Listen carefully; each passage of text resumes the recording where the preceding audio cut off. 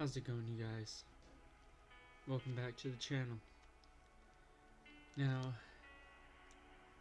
this video we're going to be talking about creation versus evolution, part 5. Now, I'm not making these playlists to hate on anyone or to knock anybody down or anything like that.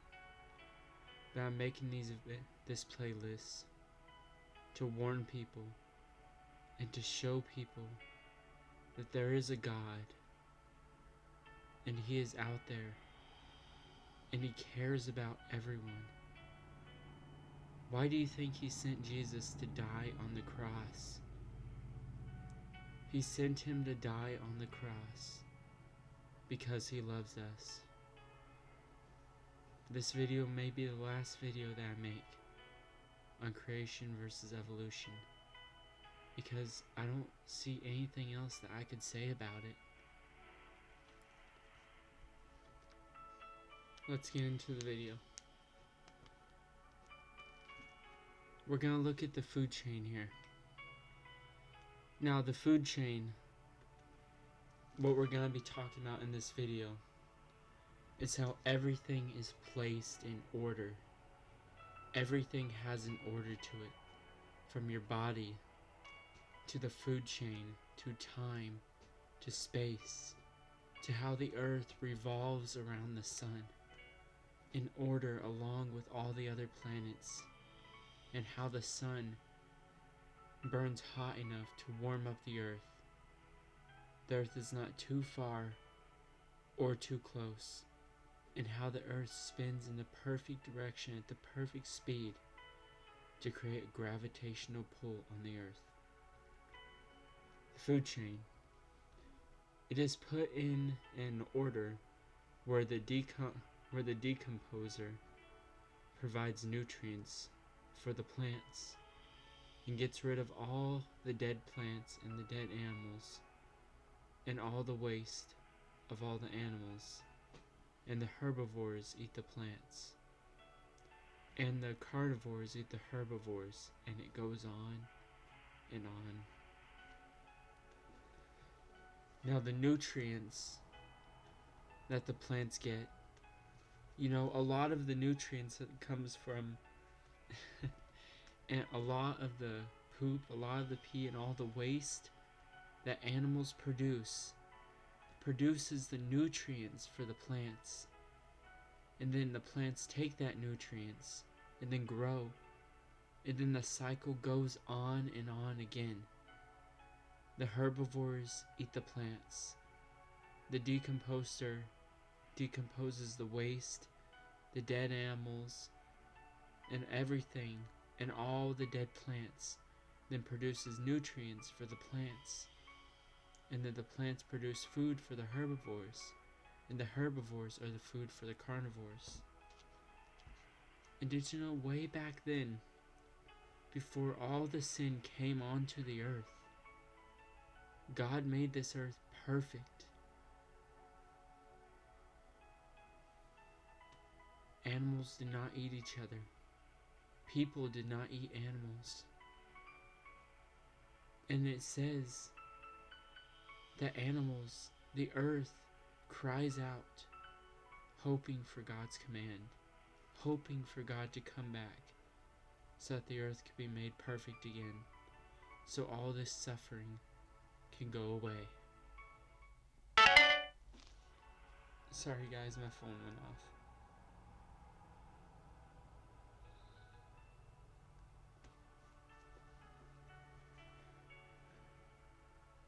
So everything you see on this earth was created in perfect harmony. And then once sin came onto the world, now the earth cries out in pain due to the sin of humankind. Let's continue on. The layout of it all is in order, and it shows that God created all.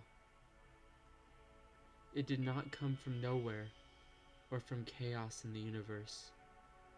one massive explosion to create it all.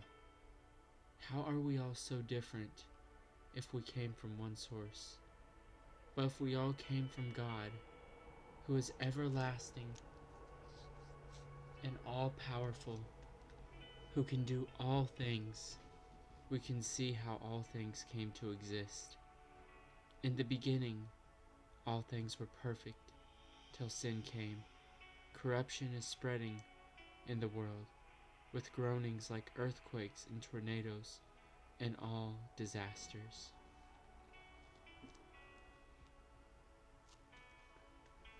Science tries to explain that the Big Bang created everything.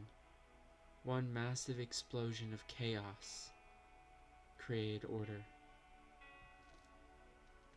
Have you seen anything in this world created by chaos? Have you seen chaos create order? Or have you seen order create chaos? It takes order. Everything has to be placed in order to create fire. We got the fuel, we got the oxygen, and we got the heat. That is placed in order. Without one of those things, you cannot create fire. And fire is chaos.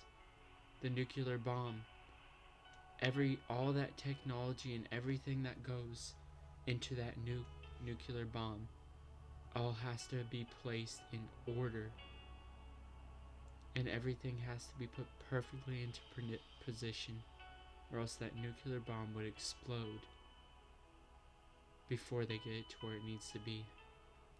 I mean, I know I shouldn't be using a nuclear bomb as a reference point, but they say it takes a star to create a star. And where would this energy come from? Where would this star come from? How would this massive explosion start? All these questions, they can't answer them. They'll continue to give excuse after excuse until they finally find an excuse to contradict you. And they'll never find one to contradict God. We can see how perfect everything was planned out in order. The universe, how everything was planned out. The stars, how it all was planned out. We've seen stars die, but have we seen them be created? We've seen planets die, but have we seen them be created? Have we seen evolution on the scale that they're talking about on the earth right now? No. Just like I talked about in my last videos, we can see how animals can adapt to their environment, but we cannot see how they can adapt. How can they turn from ape to human, or from lizard to human, or wherever they explain. We cannot see stars forming in the sky, but we can see how stars die, come to death, come to the end of their time. Just like everybody on this earth, just like all the animals on this earth, death comes. Even a star can die, but we haven't seen one formed. The only way we would see one form if God came to the universe and formed a star. Everything was formed by God. Not one thing was placed out of place. Not one thing was put out of place, but everything was put perfectly in place. All of his works are perfect. How the earth is just far enough away from the sun, but not too far to be cold, not too close to overheat. How all the planets are just far enough from the earth, not too close to hit us, but far enough. How the moon is close enough to the earth to see it, but not close enough to impact us? How would all of that be formed through chaos? How could we, us, human beings, not like any other animal out there, be formed from one single explosion, or many explosions as some see it, in space? One source. We are not just animals. We are not just things. No. We were created in the likeness of God. And like I talked about in my last video, we are created in the likeness of God. His glory created us all. We are not like any other being on this earth. Let's move on. The circle of life.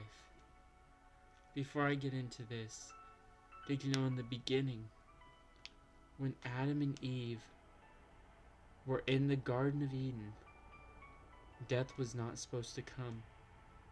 They were supposed to live and dwell with God forever and ever. We were not supposed to suffer the pain of death until sin came onto the world. Sin is the cause of death. Why do you think we cry when people die? Why do you think death doesn't feel normal?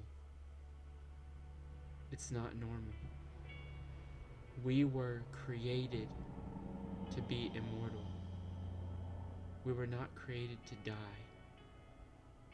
But when Adam and Eve sinned against God, when Eve took of the tree of knowledge of good and evil and disobeyed God, and when Adam decided to trust in his wife over God, craving knowledge, and took a bite of that fruit, death came to the world.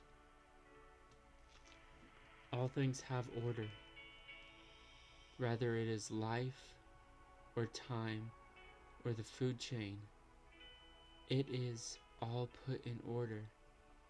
It is like God did this to show us He did this, and He is the creator and all powerful. And how could life come from nowhere or nothing to something? Because you need life to create life. And if you have an everlasting God who lives forever, who's the beginning and the end, He does not have to have a creator because He is the creator. God is the creator. Yes, God is the creator. He created us and everything you see today.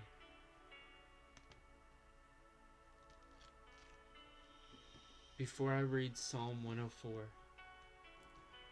I just want to have a brief moment to talk. I know this isn't the exact solar system. I just thought this picture would look cool on here. But just take a look at the solar system. Take a minute to think about the universe and how it displays God's glory. How it's massive and it expands out farther than the eye could see. How there's more stars in the sky than you can count. How the ground you walk on doesn't fall out from beneath you. How the water you drink quenches your thirst. How everything you see is bright, and how everything you see is perfectly in line. The trees produce oxygen. The water produces, drink for the tree and all the plants and for you. How there's so many different varieties of plants in so many different places on the earth. How there's so many different planets in the solar system. And how it could not be produced over billions of years by natural processes, but how it is produced by God, who is perfect in everything he does, and who is holy, oh so holy, and the creator of all things. Now let's get into Psalm 104. Bless the Lord, O my soul. O Lord my God, thou art very great. Thou art clothed with honor and majesty, who clothest thyself with light, as with a garment, who stretches out the heavens like a curtain, who layeth the beams of his chambers in the waters, who maketh the clouds his chariots, who maketh the wings of the wind, who walketh upon the wings of the wind,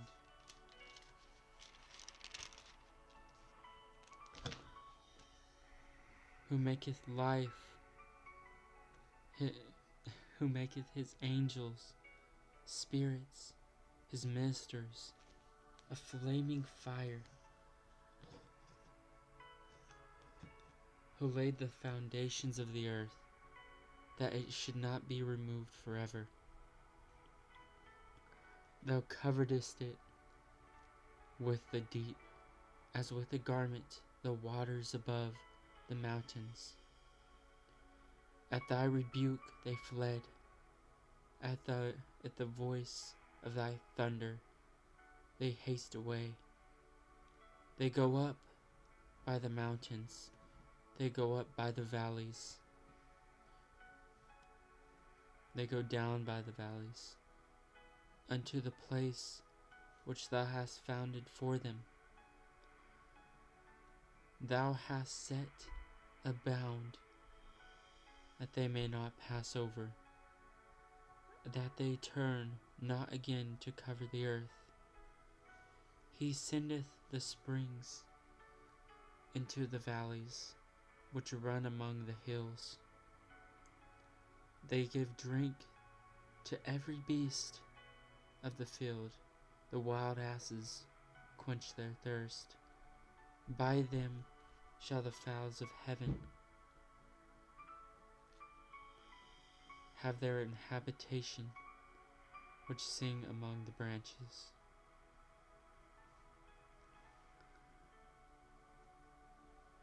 He watereth the hills from his chambers. The earth is satisfied with his fruit of thy works. He causeth the grass to grow for the cattle, and the herb the service for men,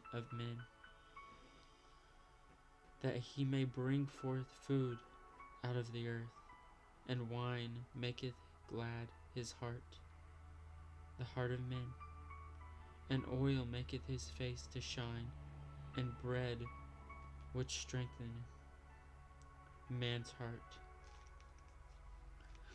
The trees of the Lord are full of sap, the cedars of Lebanon, which he hath planted, where the birds maketh their nests.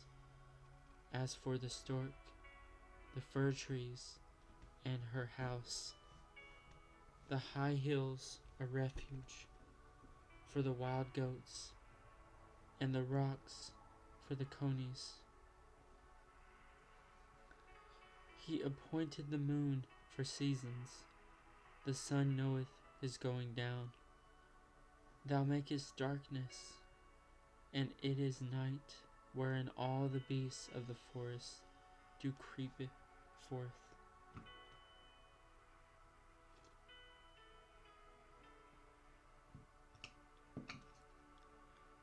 The young lions roar after their prey, and seek their meat from God. The sun ariseth, they gather themselves together and lie them down in their dens. Man goeth forth unto his works, into his labor unto evening. O Lord, how manifold are thy works! In wisdom hast thou made them all. The earth is full of thy riches, so is the great and wild sea, wherein all things creeping innumerable, do both small and great beasts.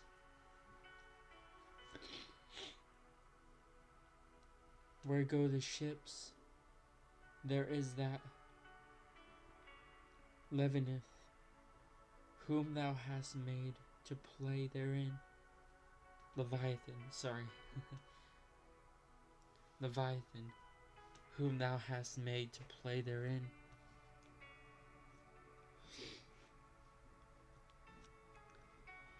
These wait upon thee, what thou mayest give them their meat in due season. That thou givest them, they gather. Thou openest thine hand, they are filled with good. Thou hidest thy face, they are troubled.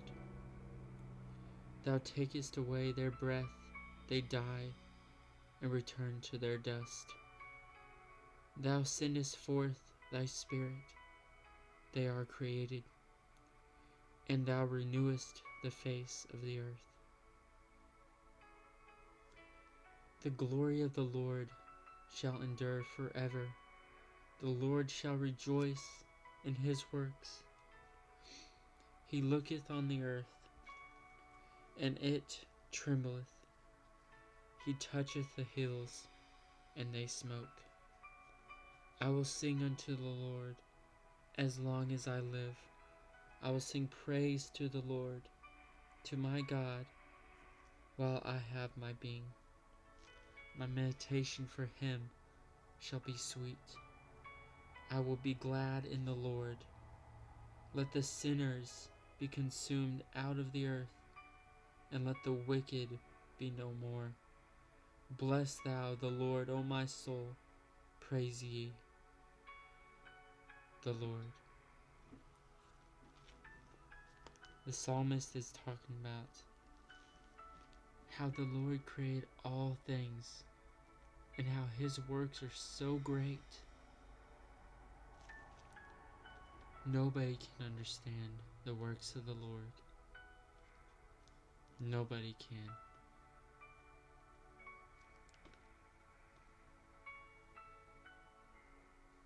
Alright guys, to close, that was Psalm 104.